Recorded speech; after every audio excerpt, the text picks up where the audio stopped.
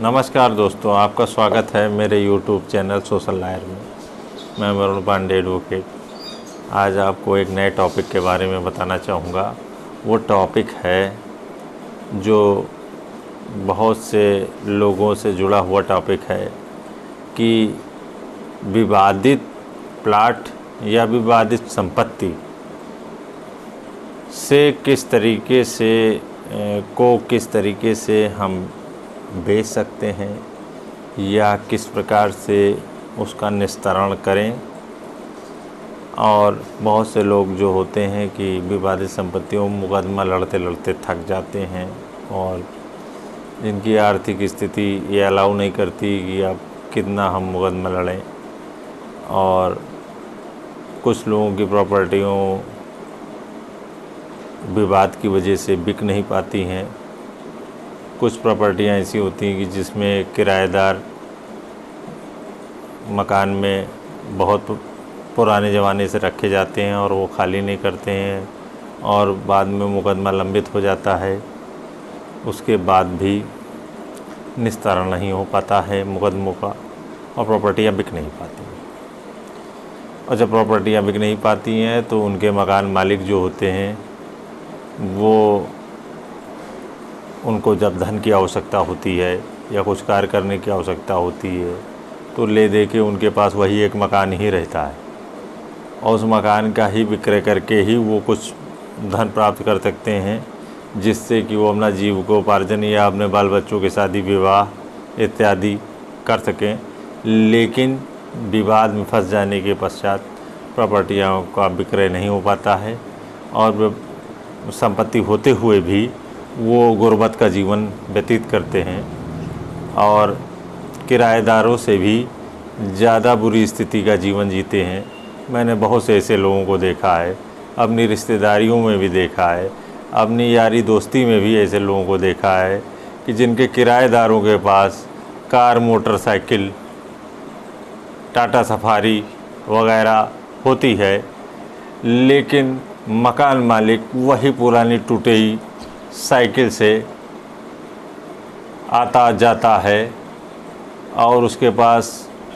इतना धन नहीं होता है को एक मोटरसाइकिल खरीद सके। लेकिन किराएदार एक तरीके से उसका की दशा का मजाक उड़ाते हुए दिखते हैं और मकान मालिक जो होता है वो पुरानी साइकिल भांजते भांजते एक दिन स्वर्ग से धार जाता है और उसके बच्चे इतने समृद्ध नहीं हो पाते हैं कि अपनी संपत्ति को छुड़ा सकें, क्योंकि वो संपत्तियां इतनी महंगी हो जाती हैं कि किराएदारों की नीयत में खोट आ जाता है। किराएदार ये सोचते हैं कि अब ये संपत्ति इतनी महंगी हो चुकी है, क्यों ना कोर्ट में इन संपत्ति को अगर फंसा दिया जाए तो हम मकान मालिक से एक अच्छे धन की वाही हम कर सकते हैं। लेकिन मकान मालिक के पास धन ही नहीं होता है, क्योंकि एक पीढ़ी ने बनाया होता है, दूसरी पीढ़ी का कोई पता नहीं होता है कि उसकी स्थिति कैसी हो गई हो, क्या हो गई हो। पहले पुराने के ज़माने में लोग मुँह ज़बानी किराए पे दे देते थे, कुछ रुपयों पे किराए पे मकान उठा देते थे, लेकिन समय और वो दौर नहीं था, किराएदारी एग्रीमेंट वगैरह इतनी जागरूकता नहीं थी, इतने पढ़े लिखे लोग नहीं थे कि वो जान नहीं पाते हैं कि कैसे हम इस संपत्ति का निस्तारण मुकदमे के दौरान करें। और बहुत से लोग दूर दराज के क्षेत्रों में प्लाट खरीद लेते हैं और वो प्रॉपर्टी डीलर किसी दूसरे को भी वही प्लाट बेच देता है और उन्होंने जीवन भर की जमा पूंजी लगा करके उस प्लाट में रखी हुई है, लेकिन एक प्लाट की 2 रजिस्ट्रियाँ होने की वजह से वो प्लाट विवादित हो जाता है और वो उस प्लाट की बिक्री नहीं हो पाती है। जिसने पैसा लगाया है उसको पैसा प्राप्त नहीं हो पाता है और वो उलझनों में इधर उधर घूमता रहता है कि किस तरीके से मैं वो इस अपनी जो जमा पूंजी मैंने इस प्लाट में लगा दी थी कैसे मैं इस प्रॉपर्टी से धन प्राप्त करूं, या मैंने जो धन आज से 5 साल पहले लगाया था वही धन ही मिल जाए तो भी ठीक है। आदमी सोचता, लेकिन उसको धन देने वाला कोई मिलता नहीं है, क्योंकि जागरूकता के अभाव में आदमी डिसीज़न नहीं ले पाता है। लेकिन आज मैं बताऊंगा कि किस तरीके से आप विवादित प्रॉपर्टी का कानूनी तरीके से निस्तारण करके अपना जो धन है, अब पूरा धन तो नहीं प्राप्त कर सकते हैं, लेकिन कुछ अपना कुछ हिस्सा तो उस प्रॉपर्टी का जो धन बनता है वो तो आप प्राप्त कर ही लेंगे, अगर आप मेरे बताए हुए तरीक़ों पर अमल करेंगे। तो सबसे पहले आपको करना ये होगा कि जैसे किराएदारी के विवाद वाली प्रॉपर्टी है, तो इस तरीके की प्रॉपर्टी को खरीदने वाले लोग भी मार्केट में होते हैं, लेकिन आपको पता भी होना चाहिए कि वो लोग आपको मिलेंगे कहाँ। किराएदारी के विवाद वाली प्रॉपर्टी में होता क्या है कि लंबा मुकदमा चलता रहता है और आप सोचते हैं कि मुझे जो है कि पूर्ण धन प्राप्त हो जाए, लेकिन पूर्ण धन तभी प्राप्त हो सकता है जब आपकी प्रॉपर्टी पूरी तरीके से खाली हो जाए, निर्विवादित हो जाए और कोई भी मुकदमा उसमें पेंडिंग ना रहे, तब तो आप पूर्ण धन के पात्र हैं। लेकिन जब आपकी प्रॉपर्टी खाली ही नहीं हुई है, उसमें अभी भी कोर्ट कचहरी का चक्कर फंसा हुआ है, तो ऐसी स्थिति आप पूरे धन की आशा मत करें। आपको करना ये होगा कि कुछ खरीदार मार्केट में ऐसे भी होते हैं जो कानून के जानकार होते हैं और उनको पता होता है कि हमको किस तरीके से इस मुकदमे की पैरवी करके और इसमें जो है कि अपने पक्ष में आदेश कराना है। इस तरीके के कानून के जानकार जो इन्वेस्टर्स होते हैं वो आपको उस उक्त प्रॉपर्टी का आधा दाम देंगे और उसके साथ साथ आपसे एग्रीमेंट करेंगे। एग्रीमेंट में जो आपको देने वाली धनराशि होगी उसका मेंशन करेंगे, उसमें से कुछ पार्ट बयाना आपको दे दिया जाएगा। तो आप ये मत डरें कि आपको धन नहीं मिलेगा। जब एग्रीमेंट में उक्त धन का जो आप रजामंदी है जिस धन पे उसका मेंशन है, तो वो धन आपको उक्त पार्टी द्वारा देना पड़ेगा। अगर वो नहीं देगा तो आपका जो एग्रीमेंट है नल एंड वाइड हो जाएगा, यानी कि समाप्त हो जाएगा और उस व्यक्ति को जो इसने आपसे एग्रीमेंट किया उसको कुछ भी नहीं मिलेगा। इसलिए ये डर अपने मन से निकाल करके आप एग्रीमेंट करिए और जो लेने वाला व्यक्ति है वो उसकी कानूनी अड़चनें दूर करेगा और उसमें अगर कोई आदेश आना हो तो वो आदेश आपके पक्ष में करवाएगा उचित पैरवी करके, जो आप नहीं कर पा रहे हैं। और उसके बाद जब वो प्रॉपर्टी कानूनी पचड़ों से एकदम पाक साफ हो जाएगी तो वो कानून के सहारे से ही उसको खाली करा करके और बेचेगा भी। लेकिन ये काम वही व्यक्ति करेगा जो कानून का जानकार है, और जो कानून के जानकार इन्वेस्टर हैं वो पूरा धन नहीं देंगे, आपको आधा भी दे सकते हैं, 1/4 भी दे सकते हैं। तो आपको करना क्या चाहिए कि आपको ज़्यादा से ज़्यादा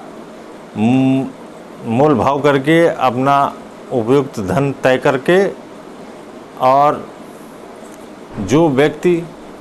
कानूनी अड़चनें दूर करने में सक्षम है उससे एग्रीमेंट करके उसे प्रॉपर्टी आपको दे देनी चाहिए। इससे आपका समय भी नष्ट नहीं होगा और आपका विवाद भी हल हो जाएगा। और जो दूर दराज के प्लाटों वाली बात मैंने बताई कि उसमें अगर इस तरीके की अड़चनें आ जाती हैं तो बहुत से इन्वेस्टर इस टाइप के भी होते हैं जो बाहुबली टाइप के भी होते हैं, जिनके अंदर ये क्षमता होती है कि वो आपकी प्रॉपर्टी पे कब्जा करने वाले को अपने बाहुबल से वहाँ से भगा दें। तो इस टाइप का जो इन्वेस्टर होते हैं वो आपको प्रॉपर्टी का पूरा धन तो नहीं देंगे, लेकिन अगर आधा या चौथाई या आपने जितना इन्वेस्ट किया है वो आपका अगर पैसा निकल रहा है तो अच्छा ये होगा कि आप उस व्यक्ति को अपना प्लाट बेच दें और विवादों से दूर हो जाएं। लेने वाला व्यक्ति जो है वो स्वयं ही उस समस्या से निपट लेगा और नफ़ा या नुकसान उसका जो भी होता है उससे आपका कोई लेना देना नहीं, और आपको उस समस्या से निजात तो मिल ही जाएगा एट ए टाइम। इसके साथ साथ आपको एक और ज़रूरी चीज़ बताना चाहता हूँ कि जैसे कि आपकी प्रॉपर्टी का कोई मुकदमा चल रहा है किसी व्यक्ति से और उस मुकदमे में प्रॉपर्टी सेलिंग से संबंधित कोई स्टे नहीं है, तो आप उस प्रॉपर्टी को किसी को भी सोल्ड आउट कर सकते हैं। अगर न्यायालय ने विक्रय संबंधित कोई भी स्टे नहीं लगा रखा है तो आप स्वतंत्र हैं, आप किसी को भी बेच सकते हैं। उसके लिए आपको ऊपर कोई भी ऑब्लिगेशन या न्यायालय द्वारा कोई भी दंड नहीं दिया जा सकता है। जब तक कि उसमें स्टे नहीं है तब तक आप स्वतंत्र हैं। और अगर आपके सामने वाला विपक्षी को कोई ये कानूनी सलाह दे देता है कि विक्रय से संबंधित स्टे ले लिया जाए तो आप फिर स्टे हो जाने के बाद आप उस प्रॉपर्टी को नहीं बेच सकते हैं, क्योंकि लेने वाला भी व्यक्ति फाइल का मुआयना करेगा और देखेगा कि विक्रय संबंधी स्टे तो नहीं है, तभी वो आपकी प्रॉपर्टी लेगा। इसलिए जब भी कोई सिविल वाद चल रहा हो इस बात का ध्यान रखें कि विक्रय से संबंधित स्टे मत होने दें। अगर सेशन से हो जाए विक्रय संबंधित स्टे तो हाई कोर्ट से उसको खारिज करवा लें। ये बहुत ही इम्पोर्टेंट पॉइंट है, क्योंकि जिस दिन आप विक्रय के अधिकार क्षेत्र से बाहर हो गए तो समझ लीजिए कि आप प्रॉपर्टी का निस्तारण बिना मुकदमा ख़त्म हुए नहीं कर सकते हैं। और सबसे अच्छा यही होगा कि अगर आपकी वादग्रस्त भूमि पर कोई भी स्टे नहीं है तो आप उसको बेच दें, क्योंकि दीवानी वाद 20 साल 25 साल तक लिंगर ऑन रहते हैं। और 20 साल 25 साल अब आजकल के टाइम में जैसे कोरोना का टाइम चल रहा है, किसी की लाइफ की कोई गारंटी नहीं है, कौन कब रहेगा कब चला जाएगा। ऐसे समय में आप जो है कि जो भी धन आप प्रॉपर्टी से निकाल सकते हैं वो निकालिए और किसी निर्विवादित प्रॉपर्टी में अपना धन लगाइए। क्या ज़रूरत है विवादित प्रॉपर्टी रखने की, क्योंकि वो विवादित प्रॉपर्टी आप अपने उत्तराधिकारियों के लिए भी एक सरदर्द ही छोड़ करके जाएंगे। और उत्तराधिकारियों के पास इतना टाइम है कि नहीं मुकदमा लड़ पाएंगे या नहीं लड़ पाएंगे, उसको